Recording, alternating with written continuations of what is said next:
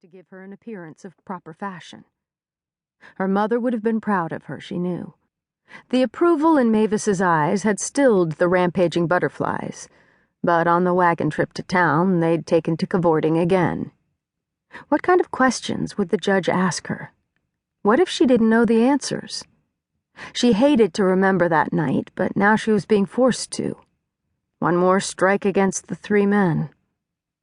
One more strike that fanned the no longer sleeping embers of anger that the memories caused.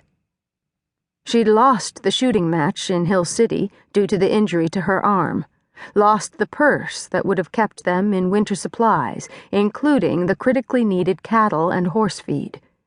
She, who could drive nails into a log with her sharpshooting, had been shot in the arm in a midnight raid on her new home. The act of injury had severely damaged everything. Her arm, her livelihood, her reputation as a sharpshooter, and so many dreams. She straightened her shoulders, narrowed her eyes, and gave a curt nod. Was she ready? She most certainly was. May they rot in prison for all she cared. The large room over J.D. McKittrick's Mercantile was used for community meetings and, when needed, as the courtroom. The only places larger were the churches and the school building. Mavis had told her that they hadn't had a visit from the circuit judge in years, since most cases, what few there had been, went to Hill City for court. With Mavis in the lead and Lucas and Ransom behind her, Cassie gathered up her skirts and climbed the creaky wooden stairs to the courtroom. Dormers with windows along with wide windows at each end of the room gave enough light to see, but up at the table, where a black-robed man waited, kerosene lamps added illumination. Several other men in black suits and ties were gathered around his table, and the only one she recognized, Sheriff Edgar McDougal, beckoned them over. "Since Judge Cranston already dealt with the other case, we're about ready for you all.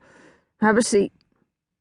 He motioned to the straight-backed chairs lined up in front of the table.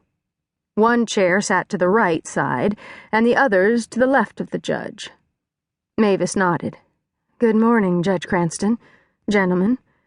I have a question, if you please. Will the three be tried at the same time?"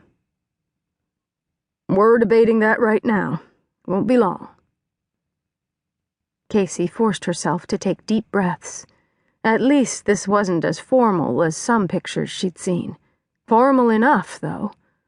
The judge sat at a plain old table rather than an imposing bench, but it and his chair had been set up on a platform at least 2 feet high.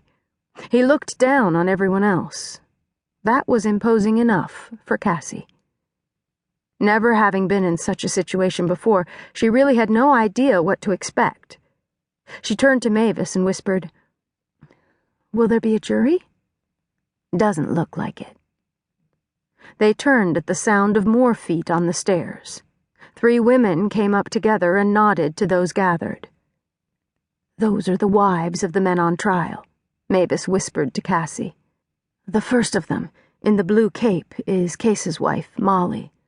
The lady in the black coat is Joe Jones's wife. I forget her name.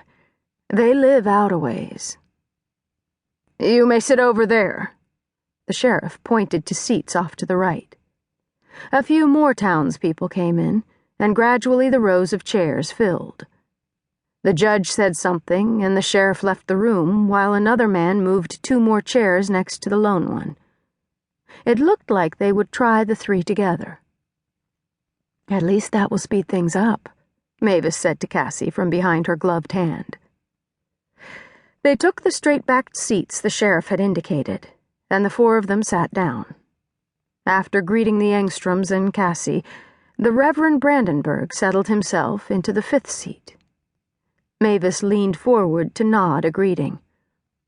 "Thank you for coming." Cassie tried to smile politely, but failed. Whenever she moved her mouth, her whole face started to quiver.